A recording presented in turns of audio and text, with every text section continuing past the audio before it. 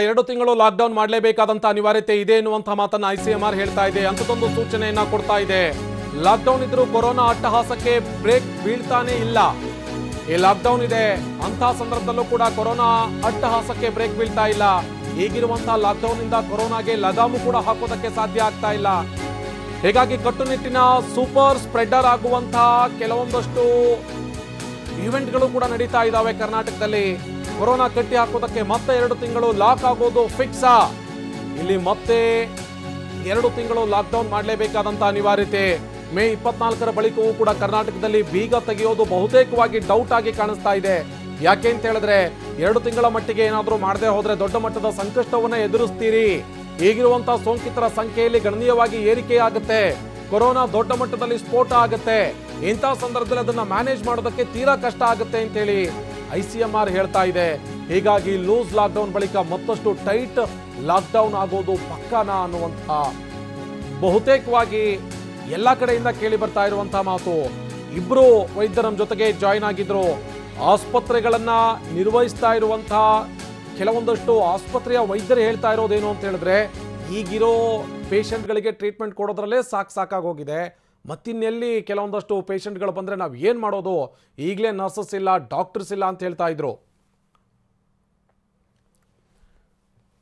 ನಮ್ಮ ಜೊತೆಗೆ ಡಾಕ್ಟರ್ ವಿಶಾಲ್ ರಾವ್ ಅವರು ಜಾಯ್ನ್ ಆಗಿದ್ರು. ಡಾಕ್ಟರ್ ವಿಶಾಲ್ ರಾವ್ ಅವರೇ, ಇಲ್ಲಿ ನೀವು ಹೇಳ್ತಾ ಇದ್ರಿ ಯಾಕೆ ನಾವು ಲಾಕ್ಡೌನ್ ಮಾಡಿ ಅಂತೇಳಿ ಪದೇ ಪದೇ ಹೇಳ್ತಾ ಇದ್ದೀವಿ, ಯಾಕೆ ಲಾಕ್ಡೌನ್ ಬೇಕು ಅನಿವಾರ್ಯ ಅನ್ನೋದನ್ನು ಹೇಳ್ತಾ ಇದ್ದೀವಿ ಅಂತೇಳಿ ವಿವರಿಸ್ತಾ ಇದ್ರಿ. ಮುಂದುವರಿಸಿ ಡಾಕ್ಟರ್. ಇನ್ನೊಂದು ವಿಷಯ ಹೇಳಕ್ಕೆ ಇಷ್ಟಪಡ್ತೀನಿ. ಇವತ್ತಿಗೆ ನಾವು ಈ ಮೊದಲನೇ ತಳಿ ಯಾವುದು, ಈ ಇಂಡಿಯನ್ ಮ್ಯೂಟೆಂಟ್ ಅಥವಾ B.1.617 ಬಗ್ಗೆ ಚಿಂತನೆ ಮಾಡ್ತಾ ಇದ್ದೀವೋ, ನಮ್ಮ NSDC ಡೇಟಾ ಪ್ರಕಾರ, ಗವರ್ಮೆಂಟ್ ಆಫ್ ಇಂಡಿಯಾ ಡೇಟಾ ಪ್ರಕಾರ ಇಂಥದ್ದು 8,000ದಿಂದ ಜಾಸ್ತಿ ತಳಿಗಳು ಇವತ್ತಿಗೆ ಬಂದಿದೆ, ಇಂಡಿಯಾ ದೇಶದಲ್ಲಿ ಕಂಡಿದೆ. ಈಗ ಈ ಮೊದಲನೇ ತಳಿ ಯಾವ್ದಿತ್ತು, ಈ ಇಂಡಿಯನ್ ಮ್ಯೂಟೆಂಟ್ ಅಥವಾ 617 ಇತ್ತು, ನಾವು ಅಕ್ಟೋಬರ್ ಅಲ್ಲಿ ಕಂಡಿದ್ದೆವು. ಹೌದು. ಸೊ ಇಂಥ ಸಂದರ್ಭದಲ್ಲಿ ನಮಗೆ ಯಾವಾಗ ಇದರ ಸ್ವಭಾವ ಈಗ ಗೊತ್ತಾಗ್ತಾ ಉಂಟು, ಅಂಡ್ ಇದನ್ನು ಹೀಗೇನೆ ಬಿಟ್ರೆ ವ್ಯಾಕ್ಸಿನ್ಗಳು ಕೂಡ ಯಾವುದು ಮೊದಲನೇ ತಳಿಯನ್ನು ಹಿಡ್ಕೊಂಡು ತಯಾರು ಮಾಡಿದ್ದಾರೆ ಅದು ಕೂಡ ಎದುರಿಗೆ ತೊಂದರೆ ಕೊಡ್ಬೋದು ನಮಗೆ. ಅಂತ ಸಂದರ್ಭದಲ್ಲಿ ಇವತ್ತಿಗೆ ನಮ್ಮ ಜನರ ರಕ್ಷಣೆಗೋಸ್ಕರ ಅವರ ಮೂವ್ಮೆಂಟ್ ಅನ್ನು, ಸೋಶಿಯೋ ಎಕನಾಮಿಕಲ್ ಆಕ್ಟಿವಿಟೀಸ್ ಗಳನ್ನು ಕಡಿಮೆ ಮಾಡುವುದು ಅನಿವಾರ್ಯ. ಹೌದು. ನಾನು ಪುನಃ ಹೇಳಕ್ಕೆ ಇಷ್ಟಪಡ್ತೀನಿ, ಇದು ಸೋಶಿಯೋ ಎಕನಾಮಿಕ್ ವೈರಸ್. ಸೊ ಆ ಕಾರಣದಿಂದ ಇವತ್ತಿಗೆ ನಾವು ಲಾಕ್ಡೌನ್ ಅನ್ನು ಓಪನ್ ಮಾಡಿದ ಸಂದರ್ಭದಲ್ಲೂ ಕೂಡ ಜನಸಾಮಾನ್ಯರು ಅಥವಾ ಈಗಲೂ ಕೂಡ ಸೋಷಿಯಲ್ ಆಕ್ಟಿವಿಟಿ ಮಾಡುವಾಗ ನಾವು ಆಸ್ಪತ್ರೆಗಳಲ್ಲಿ ಹೇಗೆ ವೈದ್ಯರು ಕೆಲಸ ಮಾಡ್ತೇವೆ ಹಾಗೇನೆ ಮಾಡಬೇಕಾಗತ್ತೆ. ಅದಲ್ಲದೆ ಈಗ ಲಸಿಕೆಯ ಶಾರ್ಟೇಜ್ ಇದ್ದ ಕಾರಣ ಜನರಿಗೆ ಆಶ್ವಾಸನೆ ಬರಬೇಕು. ನಾವು ವೈದ್ಯರು 1 ವರ್ಷ ಲಸಿಕೆ ಇಲ್ಲದೆ ವಾರ್ಡ್ಗಳಲ್ಲಿ ಕೋವಿಡ್ ಅಲ್ಲಿ ಕೆಲಸ ಮಾಡಿದ್ದದ್ದು ಸಂದರ್ಭಗಳು ಉಂಟು ಇವತ್ತಿಗೆ. ಅದಕ್ಕೆ ಉದಾಹರಣೆ ಏನು, ನಾವು ನಮ್ಮ ಮಾಸ್ಕ್ ಅನ್ನು ಮತ್ತೆ ನಮ್ಮ ಮೊದಲನೇ ಲಸಿಕೆಯಾಗಿ ಕೆಲಸ ಮಾಡಿದ್ದೆವು. ಎರಡನೇದಾಗಿ hand hygiene, indoor ventilation, outdoor ಮತ್ತೆ ಸೋಷಿಯಲ್ ಡಿಸ್ಟೆನ್ಸಿಂಗ್ ಮೇಂಟೈನ್ ಮಾಡ್ಕೊಂಡು ಕೆಲಸ ಮಾಡ್ಕೊಂಡು ಹೋದ್ರೆ ನಾವು ಈ ಒಂದು 2ನೇ ಅಲ್ಲಿ ಲಸಿಕೆ ಬರುವವರೆಗೆ ನಾವು 2ನೇ ಅಲ್ಲಿಂದ ಸಮಯ ತಗೊಳ್ಳಬಹುದು. ಓಕೆ, ನಿಮ್ಮ ಜೊತೆಗೆ ಮಾತನಾಡ್ತೀನಿ ಡಾಕ್ಟರ್ ಪ್ರಸನ್ನ ಅವರೇ. ನೀವು ಕೂಡ ಹೇಳ್ತಾ ಇದ್ರಿ ಈಗಿರೋ ಪೇಷಂಟ್ಗಳಿಗೆ ಟ್ರೀಟ್ ಮಾಡೋಕೆ ಸಾಧ್ಯ ಆಗ್ತಾ ಇಲ್ಲ, ಅಷ್ಟೊಂದು ಒತ್ತಡ ಇದೆ ನಮ್ಮ ಮೇಲೆ ಅಂತೇಳಿ. ಈಗ ಮತ್ತೊಂದಷ್ಟು ಹೆಚ್ಚುವರಿಯಾಗಿ ಪೇಷಂಟ್ಗಳು ಬರೋದಕ್ಕೆ ಶುರುವಾದರೆ ಅಥವಾ ಸೋಂಕಿತರು ಬರೋದಕ್ಕೆ ಶುರುವಾದರೆ ನರ್ಸಸ್ ಇಲ್ಲ, ಡಾಕ್ಟರ್ಗಳಿಲ್ಲ. ಕೋವಿಡ್ ಕೇರ್ ಸೆಂಟರ್ಗೂ ಡಾಕ್ಟರ್ಗಳನ್ನು ಬೇಕಾಗ್ತಾ ಇದೆ. ಇತ್ತ ಸ್ಟೆಪ್ ಡೌನ್ ಹಾಸ್ಪಿಟಲ್ಗೂ ಕೂಡ ಡಾಕ್ಟರ್ಗಳು ಬೇಕು. ಇರುವಂಥ ನಮ್ಮ ಆಸ್ಪತ್ರೆಗಳಿಗೂ ಕೂಡ ಡಾಕ್ಟರ್ಗಳು ಬೇಕು, ನರ್ಸ್ಗಳು ಬೇಕು. ಹೇಗೆ ಸಾಧ್ಯ ಆಗುತ್ತೆ ಅಂತ ಇಲ್ಲಿ ಎಲ್ಲವೂ ಓಪನ್ ಅಂತ ಹೇಳಿದಂಥ ಸಂದರ್ಭದಲ್ಲಿ ಜನ ಮತ್ತೊಂದಷ್ಟು ಓಡಾಡೋದಕ್ಕೆ ಶುರುವಾದರೆ ಖಂಡಿತವಾಗಿಯೂ ಕೂಡ ಆಸ್ಪತ್ರೆಗಳು ಚಿಕಿತ್ಸೆ ಕೊಡುವಷ್ಟರ ಮಟ್ಟಿಗೆ ಸಾಮರ್ಥ್ಯ ಇದೆಯಾ? ಖಂಡಿತ ಆನಂದ್, ನಮ್ಮಲ್ಲಿ ಆ ಸಾಮರ್ಥ್ಯ ಇಲ್ಲ. ಈಗ ಎಲ್ಲ ಆಸ್ಪತ್ರೆಗಳು ನಿಯರ್ಲಿ 50 to 60% ಸ್ಟಾಫಿಂಗ್ ಅಲ್ಲಿ ವರ್ಕ್ ಮಾಡ್ತಾ ಇದ್ದೀವಿ. 40% ಸ್ಟಾಫ್ ಆಲ್ರೆಡಿ ಶಾರ್ಟ್ ಇದ್ದಾರೆ. ಇನ್ನ ಹೆಚ್ಚಿನ ಲೋಡ್ ನ ತಗೊಳ್ಳಿಕ್ಕೆ ತುಂಬಾನೇ ಕಷ್ಟ ಆಗುತ್ತೆ. ಎರಡನೇದು, ಆಕ್ಸಿಜನ್ ಸಪ್ಲೈ ಕೂಡ ತೊಂದರೆ ಇದೆ. ರೆಮಿಡಿಸಿವಿರ್ ಸಿಗ್ತಾ ಇಲ್ಲ.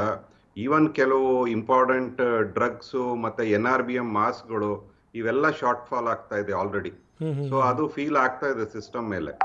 ಸೊ ಇವೆಲ್ಲ ಇರುವಾಗ ನಾವು ಕೇಸ್ಗಳು ಹೆಚ್ಚಾಗದಂಗೆ ನೋಡ್ಕೋಬೇಕು ಹೊರತು ಕೇಸ್ ಎಷ್ಟೇ ಬರಲಿ ಅದನ್ನ ನಾವು ಟ್ರೀಟ್ ಮಾಡ್ತೀವಿ ಅನ್ನೋ ಪರಿಸ್ಥಿತಿಯಲ್ಲಿ ಇಲ್ಲ.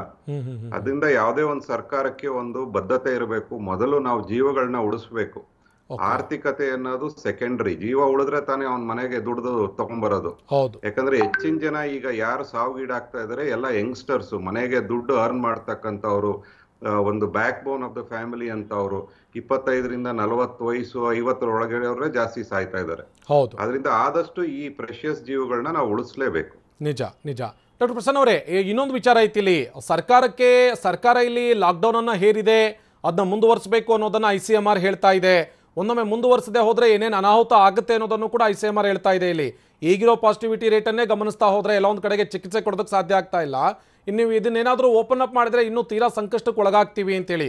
ಇಲ್ಲಿ ಇನ್ನೊಂದು ವಿಚಾರ ಇದೆ, ಜನ ಓಡಾಡೋದನ್ನ ನಿಯಂತ್ರಿಸ್ತಾ ಹೋದ್ರೆ, ಲಾಕ್ಡೌನನ್ನು ಹೇರಿಕೆ ಮಾಡ್ತಾ ಹೋದ್ರೆ ಸೋಂಕಿನ ಸಂಖ್ಯೆಯನ್ನು ಕಡಿಮೆ ಮಾಡ್ಬೋದು ಅಥವಾ ಆಸ್ಪತ್ರೆಗೆ ಸೇರುವಂಥವ್ರ ಸಂಖ್ಯೆನ ಕಡಿಮೆ ಮಾಡ್ಬೋದು ಅಂತೇಳಿ ಏನಾದರೂ ಅನ್ನಿಸ್ತಾ ಇದೆಯಾ ಈಗಿನ ಲಾಕ್ಡೌನನ್ನು ಗಮನಿಸ್ತಾ ಹೋದ್ರೆ? ಹೌದು, ಈ ಒಂದು ವಾರದ ನಾವು ಅಂಕಿಅಂಶಗಳನ್ನ ನೋಡಿದ್ರೆ ಒಂದು 10% ಅಷ್ಟು ಡಿಫರೆನ್ಸ್ ಕಾಣಿಸ್ತಾ ಇದೆ. ನಂಬರ್ ಆಫ್ ಈ ರೋಗಿಗಳು ಔಟ್ ಪೇಷಂಟ್ಗೆ ಟೆಸ್ಟಿಂಗಿಗೆ ಬರೋದು, ಮತ್ತೆ ಕನ್ಸಲ್ಟೇಷನ್ಗೆ ಬರ್ತಿದ್ದ ಹೊರ ರೋಗಿಗಳು, ಕೋವಿಡ್ ಹೊರ ರೋಗಿಗಳು, ಮತ್ತೆ ಓವರ್ ಆಲ್ ಬರ್ಡನ್ ಏನಿದೆ ಹೆಲ್ತ್ ಕೇರ್ ಸೆಕ್ಟರ್ ಮೇಲೆ ಒಂದು 5 to 10% ಕಮ್ಮಿ ಆಗಿರೋದು ಕಾಣಿಸ್ತಾ ಇದೆ. ಅದರಿಂದ ಎಷ್ಟೋ ಸ್ವಲ್ಪ ಆರಾಮಾಗಿ ಉಸಿರಾಡುವಂತ ಪರಿಸ್ಥಿತಿ ಕೆಲವು ಹಾಸ್ಪಿಟಲ್ಗಳು ಬಂದಿದೆ. ಬಟ್ ಇದು ಇನ್ನೂ ಕಮ್ಮಿ ಆಗ್ಬೇಕು, ಯಾಕಂದ್ರೆ ಹೆಚ್ಚಿನ ಜನ ಇನ್ನೂ ICU ಮತ್ತೆ HDU ಹುಡುಕ್ತಾ ಇರೋರು ಇನ್ನೂ ಸಾವಿರಾರು ಜನ ಇದ್ದಾರೆ ಸಿಟಿಯಲ್ಲಿ. ಸೊ ಆ ಮಟ್ಟಿನಲ್ಲಿ ಒಂದು ಡಿಫರೆನ್ಸ್ ಅಂತೂ ಕಾಣಿಸ್ತಾ ಇದೆ. ನಿಜ ನಿಜ ನಿಜ. ಡಾಕ್ಟರ್ ವಿಶಾಲ್ ರವರೇ, ಇಲ್ಲಿ ಡಾಕ್ಟರ್ ಪ್ರಸನ್ನ ಅವರು ಹೇಳ್ತಾ ಇದ್ರು, ನಾವು ಸಾಕಷ್ಟು ಆಸ್ಪತ್ರೆಗಳಲ್ಲಿ ನೋಡ್ತಾ ಇದ್ದೀವಿ, ಈಗಲೂ ಕೂಡ HDU ಬೆಡ್ಗೆ, ICU ಬೆಡ್ಗೆ, ವೆಂಟಿಲೇಟರ್ ಬೆಡ್ಗೆ ಓಡಾಡ್ತಾ ಇದ್ದಾರೆ, ಸಿಗದೆ ಜನ ಕೊನೆ ಹಂತದಲ್ಲಿ ಸಾಯ್ತಾ ಇದ್ದಾರೆ ಎನ್ನುವಂಥ ಮಾತನ್ನು ಹೇಳ್ತಾ ಇದ್ರು. ಈಗಲೇ ಪರಿಸ್ಥಿತಿ ಹಿಂಗಿದೆ, ಎಲ್ಲವೂ ಓಪನ್ ಅಪ್ ಆದ್ರೆ ಇನ್ನು ಅದು ಯಾವ ಪರಿಸ್ಥಿತಿಗೆ ಹೋಗಿ ತಲುಪ್ತೀವಿ ಅಂತ. ನಿಜವಾಗಿ, ಯಾಕಂದ್ರೆ ಪ್ರಸನ್ನ ಸರ್ ಹೇಳಿದ ಮಾತು ಕರೆಕ್ಟ್. ಕರ್ನಾಟಕದಲ್ಲಿ ಇವತ್ತು ಪಾಸಿಟಿವಿಟಿ ರೇಟ್ ಆಲ್ಮೋಸ್ಟ್ 30% ಉಂಟು. ಸಾವುಗಳು ಪ್ರತಿದಿನ 500 ಆಗ್ತಾ ಉಂಟು. ಸೊ ಈ ಸಂದರ್ಭದಲ್ಲಿ ಹೆಲ್ತ್ ಕೇರ್ ಸಿಸ್ಟಮ್ಗಳಿಗೆ, ಎಸ್ಪೆಷಲಿ ICU ವೆಂಟಿಲೇಟರ್ಸ್ ಗಳಿಗೆ ನಿಜವಾಗಿ ಡಾಕ್ಟರ್ ವಿಶಾಲ್ ರವರೇ ಮಾತನಾಡ್ತಾ ಇದ್ರಿ, ಆಗ್ಲೇ ಹೇಳ್ತಾ ಇದ್ರಿ, ವಿವರಿಸ್ತಾ ಇದ್ರಿ ಯಾವ ರೀತಿಯಾಗಿ ಸಮಸ್ಯೆ ಆಗುತ್ತೆ, ಯಾವ ರೀತಿಯಾಗಿ ನಾವು ಅನುಭವಿಸಬೇಕಾಗುತ್ತೆ ಮುಂದಿನ ಹಂತದಲ್ಲಿ ಅಂತ ಹೇಳಿ. ಹೌದು. ಸೊ ನಾನು ಮೊದಲು ಹೇಳಿದಂಗೆ ಈ ಹಂತದಲ್ಲಿ ನಾವು ಜನರ ಪಾತ್ರ ಇದರಲ್ಲಿ ತುಂಬಾ ಮುಖ್ಯ. ಅಂಡ್ ಈ ಲಾಕ್ಡೌನ್ ಆದಾಗ ಕೂಡ ನಮ್ಮ ಪ್ಲಾನಿಂಗ್ ಇದರಲ್ಲಿ ತುಂಬಾ ಮುಖ್ಯವಾಗಿರುತ್ತೆ. ಯಾಕಂತ ಹೇಳಿದ್ರೆ ಲಾಕ್ಡೌನ್ ಟೈಮ್ ಅಲ್ಲಿ ಜನರು ಟೆಸ್ಟಿಂಗ್ ಹೊರಗೆ ಬರುವುದು ಕಷ್ಟ ಇರುತ್ತೆ.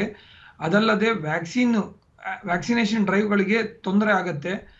ಸೊ ಈ ಸಂದರ್ಭದಲ್ಲಿ ನಾವು ಲಾಕ್ಡೌನ್ ಮಾಡುವಾಗ ಪ್ಲಾನಿಂಗ್ ತುಂಬಾ ಇಂಪಾರ್ಟೆಂಟ್ ಇರುತ್ತೆ. ನಾವು ಈ ಲಾಕ್ಡೌನ್ ಅಲ್ಲಿ ಏನ್ ಮಾಡ್ತೀವಿ ಹೇಳಿ, ಯಾಕಂದ್ರೆ ಈ ಲಾಕ್ಡೌನ್ ಕೊರೋನಾ ಸೋಂಕಿಗೆ ಟ್ರೀಟ್ಮೆಂಟ್ ಅಲ್ಲ, ಇದು ಟೆಂಪರರಿ ಆಗಿ ಈ ಚೈನ್ ಅನ್ನು ಬ್ರೇಕ್ ಮಾಡುವಂತ ಒಂದು ಪ್ರಯತ್ನ. ಬಟ್ ಅದನ್ನ ಬಿಟ್ಟು ಇದು ಪೂರ್ತಿ ಕೊರೋನಾಗೆ ಟ್ರೀಟ್ಮೆಂಟ್ ಅಲ್ಲ ಹೇಳಿ ಜನರು ಅರ್ಥ ಮಾಡ್ಕೊಳ್ಬೇಕು. ಈ ಸಂದರ್ಭದಲ್ಲಿ ನಾನು ಮೊದಲು ಹೇಳಿದಂಗೆ ಈಗ ನಾವು ಕೇಂದ್ರ ಸರ್ಕಾರದೊಟ್ಟಿಗೆ ಹಲವಾರು ಚರ್ಚೆಗಳಲ್ಲಿ ಕೆಲವು ಮಾಹಿತಿಗಳನ್ನು ಕೊಡ್ತಾ ಇದ್ದೀವಿ. ದಟ್ ಸುಮಾರು 22 ಲಸಿಕೆಗಳು ಈಗ ಬೇರೆ ಬೇರೆ ದೇಶಗಳಲ್ಲಿ ಇವತ್ತಿಗೆ ಅಪ್ರೂವಲ್ ಸಿಕ್ಕಿದೆ. 22 ಲಸಿಕೆಗಳಲ್ಲಿ, ಅದರಲ್ಲಿ 14 ಮಾರ್ಕೆಟ್ ಅಲ್ಲಿ ಆಲ್ರೆಡಿ ಉಂಟು. ಸೊ ಯಾವ ತರದಲ್ಲಿ ನಾವು ಇವರನ್ನೆಲ್ಲ ಒಳಗೆ ತರಬಹುದು, ಎಷ್ಟು ಫಾಸ್ಟ್ ಆಗಿ ನಮ್ಮ ಜನರನ್ನು ವ್ಯಾಕ್ಸಿನೇಟ್ ಮಾಡಬಹುದು ಹೇಳುವ ಕೆಲವು ಕೇಂದ್ರ ಸರ್ಕಾರ ಚರ್ಚೆಗಳನ್ನು ನಡೆಸ್ತಾ ಉಂಟು, ಅದರ ಬಗ್ಗೆ ಚಿಂತನೆಯನ್ನು ನಡೆಸ್ತಾ ಉಂಟು. ಓಕೆ, ಮತ್ತೆ ನಿಮ್ಮನ್ನ ಸಂಪರ್ಕಿಸ್ತೀನಿ. ಡಾಕ್ಟರ್ ಪ್ರಸನ್ನ ಅವರೇ, ಕೊನೆಯದಾಗಿ ಇಲ್ಲಿ ಸರ್ಕಾರಕ್ಕೆ ಏನು ಒತ್ತಾಯ ಮಾಡ್ತೀರಿ ಅಂತ? ICMR ಕೊಟ್ಟಿರುವಂತಹ ಸೂಚನೆಯನ್ನ ಪಾಲಿಸಲೇಬೇಕಾದಂಥ ಅನಿವಾರ್ಯತೆ ಸದ್ಯಕ್ಕಂತೂ ಕರ್ನಾಟಕದ ಮಟ್ಟಿಗಿದೆ. ಅದನ್ನು ಧಿಕ್ಕರಿಸಿ ಹೋದರೆ ನಾವು ತೀರಾ ಸಂಕಷ್ಟವನ್ನು ಅನುಭವಿಸಬೇಕಾಗತ್ತೆ ಅಂತೇಳಿ. ಲಾಕ್ಡೌನ್ ಸದ್ಯದ ಮಟ್ಟಿಗೆ ಅನಿವಾರ್ಯ ಅನ್ನುವಂಥದ್ದು ನಿಮ್ಮ ಮಾತಾ? ಆನಂದ್, ಹೌದು. ಲಾಕ್ಡೌನ್ನ ಇನ್ನೂ ಕೆಲವು ವಾರಗಳ ಮುಂದಕ್ಕೆ ನಾವು ತಗೊಂಡು ಹೋಗಬೇಕು. ಯಾಕಂದರೆ ಇದರಿಂದ ಪಾಸಿಟಿವಿಟಿ ರೇಟ್ ಕಮ್ಮಿ ಆಗುತ್ತೆ. ಮೀನ್ ಟೈಮಲ್ಲಿ ಡಾಕ್ಟರ್ ವಿಶಾಲ್ ಹೇಳ್ದಾಗೆ ನಾವು ವ್ಯಾಕ್ಸಿನೇಷನ್ನ ಕೂಡ ಸ್ಕೇಲ್ ಅಪ್ ಮಾಡಬೇಕು. ಸಾಕಷ್ಟು ವ್ಯಾಕ್ಸಿನ್ಸ್ ಅವೈಲೇಬಲ್ ಇದೆ ಈಗ ಮಾರ್ಕೆಟಲ್ಲಿ.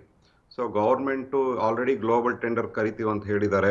ಆದಷ್ಟು ಬೇಗ ವ್ಯಾಕ್ಸಿನ್ಗಳು ಯಾವ ವ್ಯಾಕ್ಸಿನ್ ಸಿಗುತ್ತೆ ತರಿಸ್ಕೊಂಡು ಹೆಚ್ಚಿನ ಜನಗಳಿಗೆ ವ್ಯಾಕ್ಸಿನೇಟ್ ಮಾಡಬೇಕು.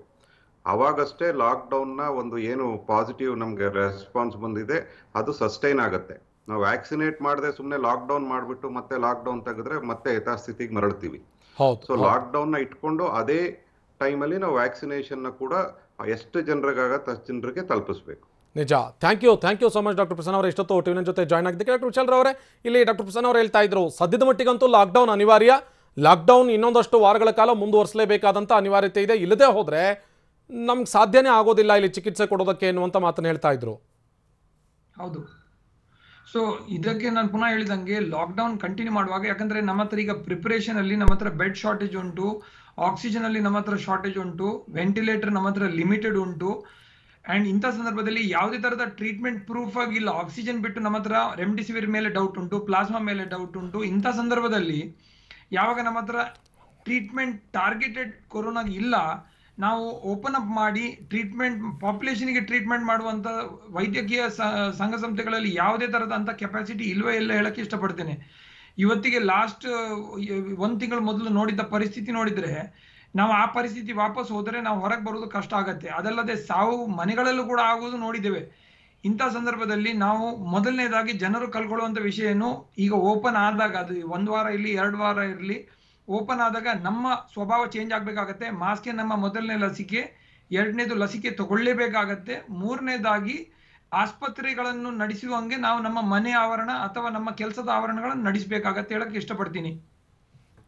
ನಿಜ ನಿಜ ನಿಜ ಡಾಕ್ಟರ್, ಇಲ್ಲಿ ಮತ್ತೊಂದು ವಿಚಾರವನ್ನು ನಿಮ್ಮ ಹತ್ರ ಕೇಳಲೇಬೇಕೀಗ. ಯಾಕೆ ಅಂತ ಹೇಳಿದ್ರೆ, ನಮ್ಮ ಬೆಂಗಳೂರು ಸೇರಿದಂತೆ ರಾಜ್ಯದ 10 ಜಿಲ್ಲೆಗಳ ಪಾಸಿಟಿವಿಟಿ ರೇಟ್ ಇದೆಯಲ್ಲ, ಅದು ಹತ್ತಿರ 30% ಕ್ರಾಸ್ ಮಾಡಿದೆ.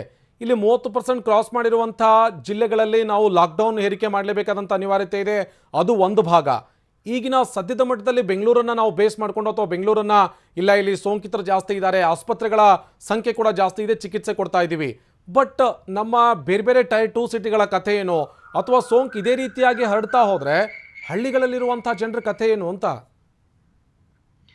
ಇದಕ್ಕೇನೆ ಚಿಂತನೆ ಮಾಡಕ್ಕೆ, ಈಗ ನಾವು ಬೆಂಗಳೂರಂತ ಸಿಟೀಸ್ಗಳಲ್ಲಿ ನಮಗೆ ಕೆಲವು ಒಳ್ಳೆ ಸೌಲಭ್ಯಗಳುಂಟು. ಅಂದ್ರೆ ಈಗ ಫಾರ್ ಎಕ್ಸಾಂಪಲ್ ಆಸ್ಪತ್ರೆಗಳಿಗೆ ಆಕ್ಸಿಜನ್ ಟ್ರಕ್ ಅಲ್ಲಿ ಬರುತ್ತೆ.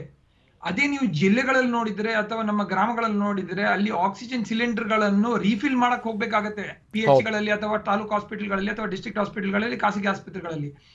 ಸೊ ಈ ಲಾಸ್ಟ್ 1 ತಿಂಗಳ ಮೊದಲು ನಾವು ನೋಡಿದ್ದ ಸಂದರ್ಭ ಏನು, ಜನರು ಮಧ್ಯದಲ್ಲಿ ಆಕ್ಸಿಜನ್ ಶಾರ್ಟೇಜ್ ಆಗುವಾಗ ಡಿಸ್ಟ್ರಿಕ್ಟ್ ಅಲ್ಲಿ ಓಡಾಡಬೇಕಾಗಿತ್ತು, ಸಿಲಿಂಡರ್ ಇಟ್ಕೊಂಡು ರೀಫಿಲ್ ಮಾಡಬೇಕಾಗಿತ್ತು. ಸೊ ಅಲ್ಲಿಯ ಸಂದರ್ಭ ಇನ್ನೂ ಕಠಿಣವಾಗಿರುತ್ತೆ, ಇನ್ನೂ ಚಿಂತಾಜನಕವಾಗಿರುತ್ತೆ.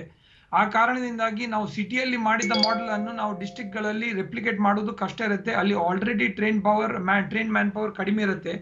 ಆ ಕಾರಣದಿಂದಾಗಿ ಈಗ ಡಾಕ್ಟರ್ ದೇವೇಶ್ ಶೆಟ್ಟಿ ಅವರು ನಮ್ಮ health sector skill council chairman ಆಗಿದ್ದ ಕಾರಣ ಕೆಲವು ಹೊಸ ಸಜೆಷನ್ ಗಳನ್ನು ಕೊಟ್ಟಿದ್ದಾರೆ.